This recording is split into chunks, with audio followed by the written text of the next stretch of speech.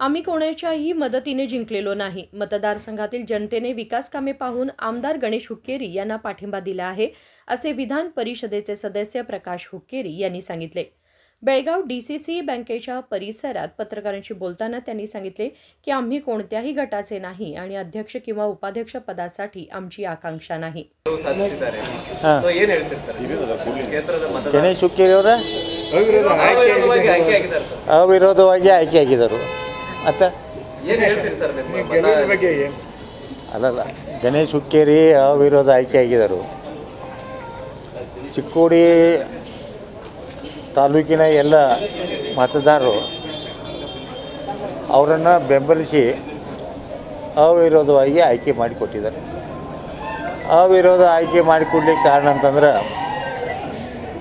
ರೈತರಿಗೆ ಹೆಚ್ಚಿನ ಇನ್ನೂ ಅನುಕೂಲ ಆಗಬೇಕು, ರೈತರಿಗೆ ಇನ್ನೂ ಹೆಚ್ಚಿನ ಸಾಲ DCC ಬ್ಯಾಂಕಿನಿಂದ ಸಿಗಬೇಕಂತ ಉದ್ದೇಶದಿಂದ ಇವತ್ತು ಅವರು ಗೆದ್ದು ಬಂದಿದ್ದಾರೆ।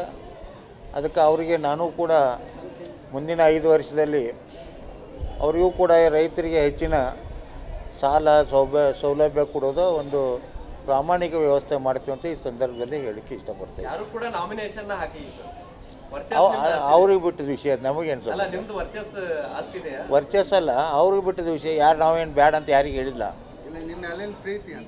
ಅದು ಗೊತ್ತಿಲ್ಲ ಯಾರ ಮ್ಯಾಗ ಪ್ರೀತಿ ಇತ್ತು ನಂಗೆ ಗೊತ್ತಿಲ್ಲ, ಹಾಕ್ಬೋದಾಗಿತ್ತು। ನಾವೇನು ಬ್ಯಾಡ ಅಂತ ಯಾರಿಗೇನು ಬ್ಯಾಡ ಅಂತೂ ಹೇಳಿಲ್ಲ, ಏನು ತಗೊಂಡ್ರು ಯಾರಿಗೆ ಹೇಳಿಲ್ಲ।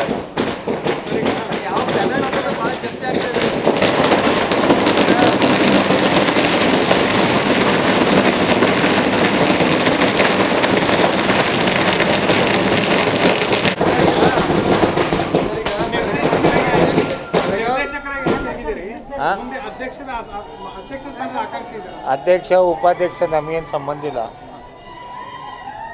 ನಾವು ಬರೀ ಅಭಿವೃದ್ಧಿ ಅಟ್ಟ DCC ಬ್ಯಾಂಕ್ದಾಗ ಚಿಕ್ಕೋಡಿ ತಾಲೂಕಾಗ ಅಭಿವೃದ್ಧಿ ಬಗ್ಗೆ ಅಟ್ಟ ವಿಚಾರ ಮಾಡೋರು। ಅಧ್ಯಕ್ಷ ಉಪಾಧ್ಯಕ್ಷ ಅದ್ರ ಬಗ್ಗೆ ನಾವು ಯಾವ ಪೆನಲ್ ಇಲ್ಲ, ಏನ ಸ್ವತಂತ್ರ ಪೆನಲ್ ಅಂತ ನಮ್ಮದೇನಿಲ್ಲ। ಸ್ವತಂತ್ರವಾಗಿ ಗಣೇಶ್ ಹುಕ್ಕೇರಿ ಆರಿಸಿ ಬಂದ, ಯಾರ ಬೆನ್ನು ಹತ್ತಿ ಆರಿಸಿ ಬಂದಿಲ್ಲ। ನಮ್ಮ ಸ್ವತಂತ್ರವಾಗಿ ನಾವು ನಮ್ಮ ರೈತರು ನಮಗೆ ಬೆಂಬಲಿಸಿದರು, ನಾವು ಆರಿಸಿ ಬಂದೆವು। ಮುಂದಿನ 5 ವರ್ಷ ಗಣೇಶ್ ಹುಕ್ಕೇರಿ ಕೆಲಸ ಮಾಡ್ತಾರೆ।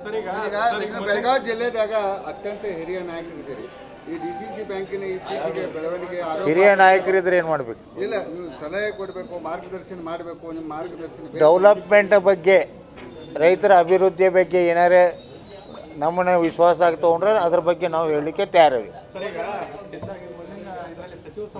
ಹಾಂ, ನವೆಂಬರ್ದಾಗ ಆಗಲಿಲ್ಲ ನೋಡಿದ್ವಿ, ಅವಾಗ ನವೆಂಬರ್ದಾಗ ವಿಸ್ತರಣೆ ಆಗಲಿ, ಆ ಮುಂದೆ ವಿಚಾರ ಮಾಡಕ್ಕೆ ಬರೀ ಯಾರು ಆಗ್ತಾರ ನಿಮ್ಗೆ ಗೊತ್ತಾಗ್ತಿಲ್ಲ ಮುಂದೆ। चिक्कोडी तालुक्याचा सर्वांगीण विकास हाच आमचा प्राधान्यक्रम असेल असेही त्यांनी स्पष्ट केले। विनोद कोलकार, KMM मराठी, बेळगाव।